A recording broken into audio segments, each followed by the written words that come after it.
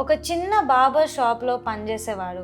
Maybach, roles Royce లాంటి luxuries కార్స్తో billionaire అయ్యాడు. ఇంతకీ ఎవరు? ఇది రమేష్ బాబు కథ. ఒక బార్బర్ నుంచి బిలియనర్ అయిన స్టోరీ. ఈ జనరేషన్లో ఉన్న బిలియనర్స్ లాగా సిల్వర్ స్పూన్తో పుట్టలేదు రమేష్ బాబు. బెంగళూరులో ఒక సాధారణమైన కుటుంబంలో పుట్టాడు.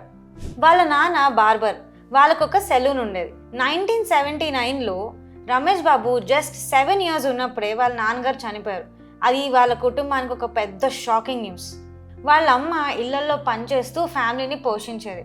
బార్బర్ షాప్ కూడా చూసుకోలేక 5 రూపీస్ రెంట్కి ఇచ్చేసింది. ఎలా అయినా సరే రమేష్ బాబు ఇంటికి హెల్ప్ చేయాలని part time news paper delivery ఇంకా మిల్క్ డెలివరీ చేసేవాడు. 10th అయ్యాక ఫర్దర్ స్టడీస్ ఆపేసి రమేష్ బాబు తన ఫాదర్ సెలూన్ చూసుకుందామని ఫిక్స్ అయ్యాడు. 1993లో అతను సంపాదించిన డబ్బులతో పాటు కొంత మనీ లోన్ తీసుకొని వాళ్ళ అంకుల్ సహాయంతో మారుతి ఓమ్ని వ్యాన్ తీసుకున్నాడు.